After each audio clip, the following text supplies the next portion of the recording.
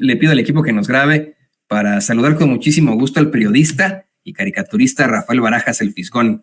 ¿Cómo estás, querido Fisgón? Bienvenido a Sin Censura. Pues encantado de estar aquí contigo, de estar aquí con tu audiencia. Y sí, a mí me parece fantástico lo que está haciendo Xóchitl Gálvez.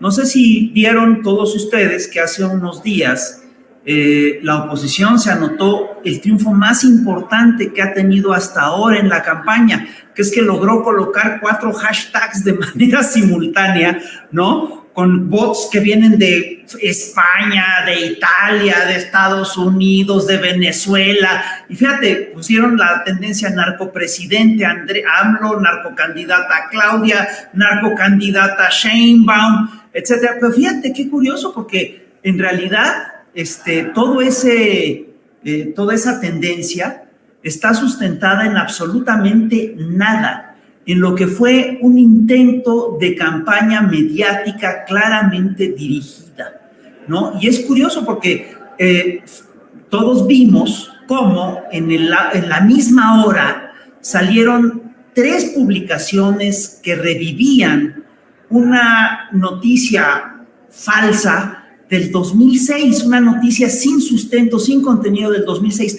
Perdón, detrás de esas 3 publicaciones hay sin lugar a dudas un estratega experto en operaciones psicológicas que lo que hizo es estar operando esa estrategia para echar a andar estos hashtags de narcopresidente AMLO. Y fíjate, lo que es muy interesante es que esos hashtags en realidad estaban dirigidas a Felipe Calderón. Si algún narcopresidente hemos tenido, ¿sí?, es el que dirigió al país en los tiempos de la guerra contra el narco, en los tiempos en los que imperaba ni más ni menos que Genaro García Luna, ¿no?, de quien Sarkozy anda diciendo que era el que verdaderamente daba las órdenes y el que verdaderamente estaba ejecutando políticas de Estado. Ese es el narcopresidente. Que no nos vengan con mentiras, que no nos vengan con falsedades. Y es increíble, ¿no? Me parece fantástico que la narrativa que están tratando de impulsar pues es muy clara.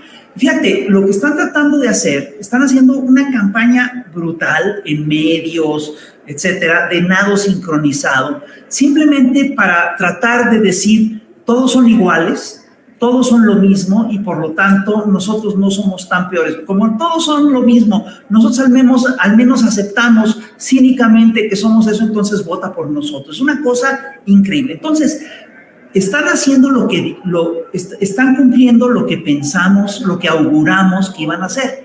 Iban a hacer una campaña brutal de descrédito durante los meses de pre-campaña y de la campaña.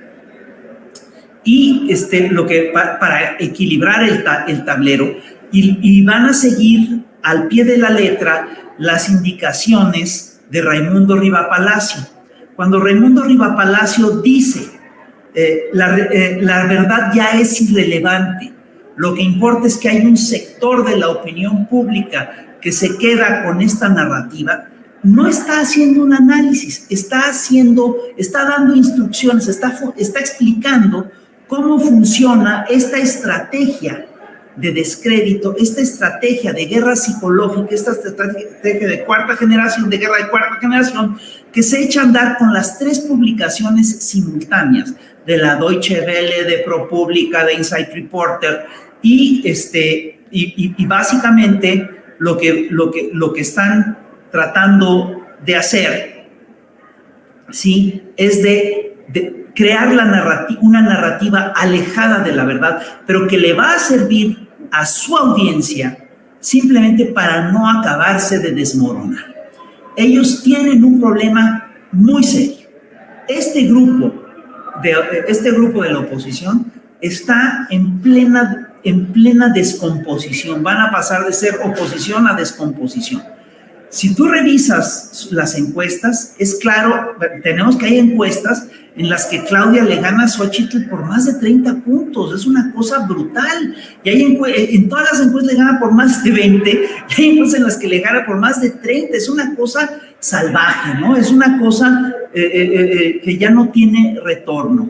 Y tenemos además la claridad de que en el horizonte el PRD está a punto de perder el registro y que el PRI lo va a perder en algunas zonas.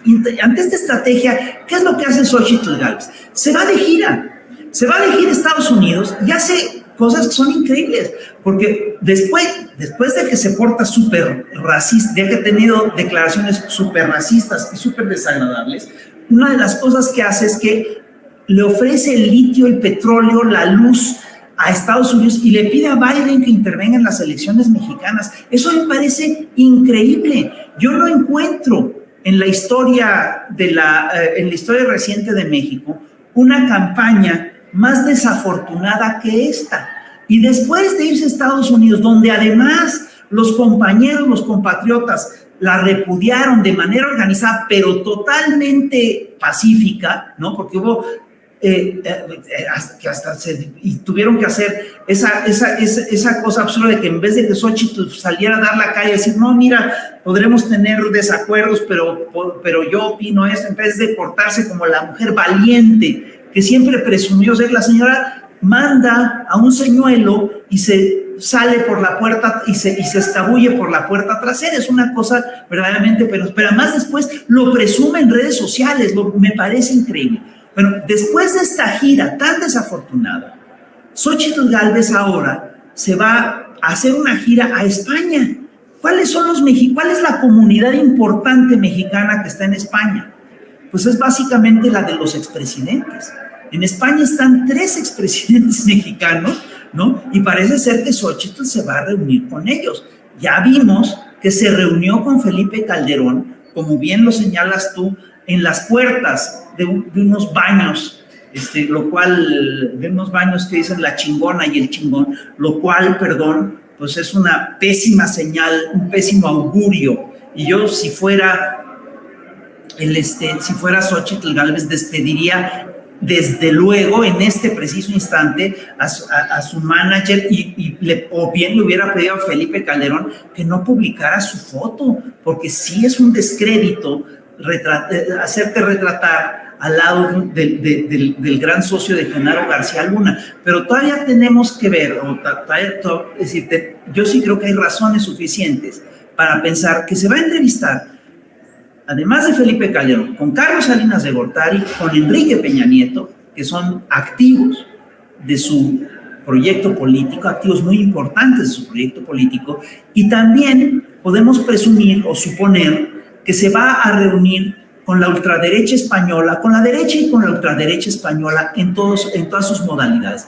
Lo que deja ver que, una vez más, que este grupo no está centrado en buscar los intereses y el bien de los nacionales, sino que está más interesada en resolver los intereses de las multinacionales y de estos organismos de derecha que están organizados a nivel internacional y que tienen en España uno de sus epicentros políticos. Eso es lo que me explica a mí que Xochitl haya ido a dar una gira, a dar su gira a España. Todo esto, además, acompañado de una andanada mediática diciendo que Moscú va a intervenir en las elecciones mexicanas y todo esto porque en la Ciudad de México hubo publicidad de Russian TV, Eso me parece totalmente delirante. Es decir, es una cosa que es decir, las acusaciones son totalmente insustanciales. Lo que ellos están haciendo sí tiene contenidos y sí está mandando mensajes muy graves Xochitl Gálvez. Lo que dijo Claudia es totalmente cierto. Lo que está anunciando Xochitl Gálvez es que se va a ir una vez más por la estrategia de Felipe Calderón de buscar el enfrentamiento directo con los narcos. Y ya sabemos qué provocó esa estrategia. Fíjate, la estrategia lo que provocó es un incremento de la violencia en México en más del 150%. Y fíjate, el discurso que trae la derecha es un discurso muy perverso, porque ellos te dicen, no, es que ya tuvieron 5 años para probar su estrategia y no ha dado resultados. ¿Cómo no va a haber dado resultados? El abatir los crímenes de alto impacto en el 20 y tantos por ciento, en el 23%, es muy importante. Sobre todo porque las lógicas del crimen son lógicas, las lógicas de la violencia Son lógicas que se vuelven incontenibles y voy a tratar de explicarlo muy brevemente. Felipe Calderón desató la violencia 150 y tantos por ciento. Con Peña Nieto subió otros 50 y tantos por ciento, 57, 59%. Con López Obrador empieza a bajar. Es decir, ¿cuál es el mérito de bajar la violencia? Yo simplemente les quiero recordar que la violencia tiene sus propias lógicas. Desatar una espiral de violencia es muy fácil, contenerla es complicadísimo y se está logrando, se está haciendo con muchísimo esfuerzo. Aquí en la Ciudad de México la criminalidad bajó más de 60%, es una cosa muy impresionante. Si no acaba de bajar en todo el país es porque hay estados que no se suman a la estrategia del gobierno federal y tienes estados como claramente el estado de Guanajuato, que son los líderes en asesinatos y en homicidios dolosos de todo el país, y por mucho, un porcentaje importante de los crímenes que se cometen en el país se cometen precisamente en estados gobernados por la oposición, como Chihuahua, como Yucatán, etc. Y fíjate, lo que es más importante, lo que hay que señalar es que desatar la violencia es fácil, pero revertirla es muy complicado. Y te voy a dar ejemplos históricos que son cercanos, latinoamericanos, que son muy claros. La violencia en Colombia tiene fecha de nacimiento. La violencia en Colombia nace el día en que asesinan a Eliezer Gaitán. A partir de ese momento se desata la violencia en Colombia. De hecho, hay una década que es conocida como la década de la violencia. Imagínate lo que fue ese periodo en Colombia, un incremento de la violencia bestial. Pero ahí no acabó la violencia en Colombia. Toda la violencia de los cárteles, toda la violencia del narco es una derivada, es un derivado del periodo de la violencia en Colombia. Y tú dime si en Colombia alguna vez tuviste un resultado de que empezó a bajar la violencia. Empieza a bajar hasta después de esfuerzos larguísimos de décadas. Es decir, es una cosa muy complicada. Tienes casos que son paradigmáticos, como el del mismo Salvador, ¿no? En El Salvador echaron a andar una espiral de violencia, se generó la Mara, y la violencia creció a niveles increíbles. Ahorita supuestamente está contenida porque Bukele está haciendo una cosa que es muy peligrosa, que a mí me parece que además se le va a revertir, ¿no? Que es un encarcelamiento brutal en condiciones de violación a los derechos humanos, cosa que tampoco podemos decir que está bien, que es una cosa salvaje. Tienes el caso de Guatemala, donde la violencia se desata en la lucha de la contrainsurgencia y llega a niveles brutales. Tuviste el fenómeno de los caiviles, que después vino a reforzar el crecimiento de la violencia en las zonas de los zetas. Es decir, la violencia tiene una dinámica propia que tiende a crecer. Echarla abajo, tener una política de Estado que logre empezarla a rescindir es importantísimo. Que la señora Xóchitl Gálvez se tome la foto con Felipe Calderón, está efectivamente mandando el mensaje de que piensa reeditar la política de balazos más balazos. Ese es el problema de fondo. Hay que también ser muy, muy claros que tiene que ser generacional este enfrentamiento a la violencia. Yo, querido Fis, constantemente doy el ejemplo de lo que ocurre en la Alemania de la posguerra. En 6 años, con su nuevo canciller y nuevo presidente, no pudieron levantar al país después de la circunstancia tan terrible a la que se habían enfrentado. Les tomó generaciones enteras, décadas enteras poder consolidar a Alemania y una unificación para poder consolidar a Alemania como una potencia una vez más. Esa es la realidad.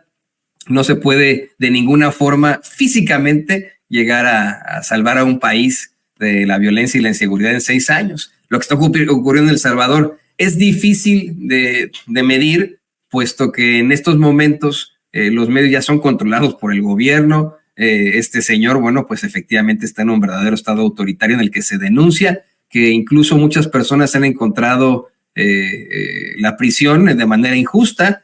en algo en lo que supuestamente pagarían justos por pecadores, el hecho de tener a verdaderos pandilleros y personas inocentes en las cárceles en El Salvador. De todas formas, la realidad es que ellos no buscaron de alguna otra forma enfrentarse al crimen en lo absoluto. No lo hicieron de tal manera. De hecho, le pido al equipo que nos grabe